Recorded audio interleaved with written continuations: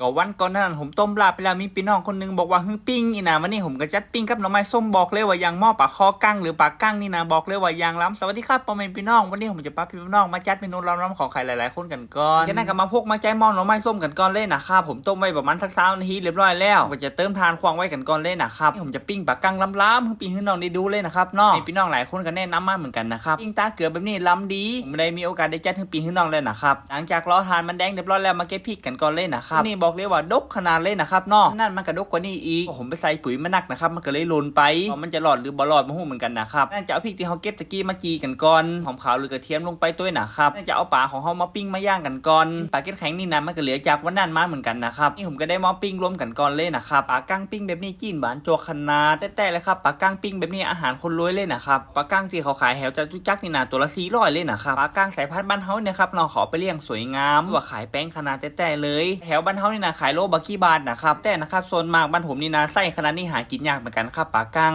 มากนี่นะจะมีแต่ไส้แต่หัวไม่มือแค่นั้นนะครับที่แม่ผมส่งมาให้กินนี่นะตัวใหญ่ขนาดเลยครับยอมหับเลยจะปิ้งจากย่างเสร็จเรียบร้อยแล้วหลังจากนั้นจะไปเก็บใบขิงกันก่อนเลยนะครับย้ำหน่อไม้ส้มวันนี้นะผมจะใส่ใบขิงตัวนี่นะผมบ่ค่อยมีเวลาเลยครับสวนพักหลังบ้านผมนี่นะมันก็เลยโฮกาดกันก่อนนะครับนะผมจะหางยางออกให้หมดเลยนะครับช่วงนี้นะผมมันดูแลอย่างหลายอย่างด้วยนะครับดูทั้งนกและผักสลัดตัวครับช่วงนี้ก็เลยบ่มีเวลาหลังจากนั้นผมจะมาเก็บกำกอส้มกันก่อนเลยนะครับที่ผมปลูกนี่นะมีผักอย่างพองกอส้มมีกะเพราแค่นั้นนะครับน้องโหระพาผมยังไม่ได้ปลูกเตี้ยคิดพิษขนาดเลยนะครับเพราะมาปลูกใกล้ผักสลัดแบบนี้มันลงผักสลัดของผมนี่นะหนักขนาดเลยบางตัวนี่นะมันกินสลัดของผมนี่นะหมดต้นเลยนะครับสลัดนี่นะผมก็ไม่ได้ใจสารเคมีพ่นนะครับเนาะสารชีวพันธุ์ของมันนะครับพ่นแล้วมันกลัวก็มันก็เบิกกวนครับมันยังกินเหมือนเดิมนะครับเนาะจะนั่งกันล่างหน่อไม้ส้มเสร็จเรียบร้อยก็เอาไปใส่น้ำไปกันก่อนผมก็ส้มแล้วไปขิงไว้รอเลยล่างเสร็จเรียบร้อยแล้วมันซอยมาหั่นไว้กันก่อนเลยนะครับย้ำหน่อไม้ส้มนี่นะผมก็ไม่ได้กินมื้อเลยนะครับนี่ก็ได้มีโอกาสมายำมาแปลงนะครับหลังจากนั้นก็มาตำน้ำพริกกันก่อนว่ามียำมาใจมีพริกจีกระเทียมจีหลังจากนั้นจะตามให้มันแล้วเลยผมจะใส่หน่อไม้ส้มลงไป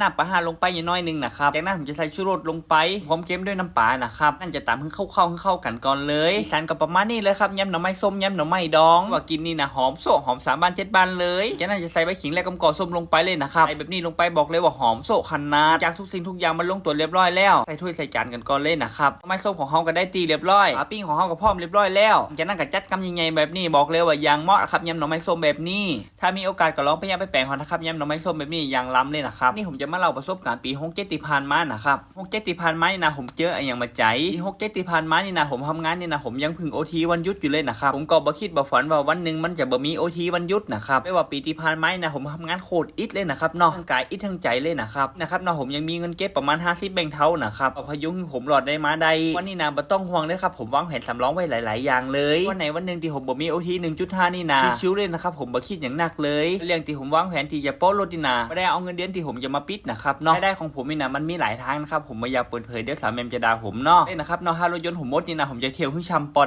แต่เลยนะครับเป็นเดือนถือว่าไปทุกเดือนได้เลยนะครับเนาะแค่ครับผมแค่ตัวเก่าครับที่เดินเกมฮิตนะครับวันนี้นะผมก็พลิกมาเดินใหม่ได้แล้วนะครับเนาะไม่ว่าประสบการณ์ของผมหลายๆอย่างนี่นะโคตรคุ้มเลยครับกว่าผมจะกลับมาได้นี่นะเลยนะครับอนาคตนี่นะผมจะทำอะไรอย่างที่ยิ่งใหญ่กว่านี้อีกนะครับเนาะบ่ได้เด็ดนะครับเนาะเอาเลยครับอีกบ่กี่ปีนี่นะถ้าออกจากการเป็นลูกจ้างเขาได้เลยนะครับเนาะอาจจะมาเป็นนายตัวเก่านะครับแล้วครับน้อง10 กว่าปีนะครับที่เป็นลูกน้องเขานี่นะวันฝันของผมมันคงเป็นจริงนะครับมันอาจจะเป็นแค่ความฝันครับวันข้างหน้ามันจะอาจจะเป็นความจริง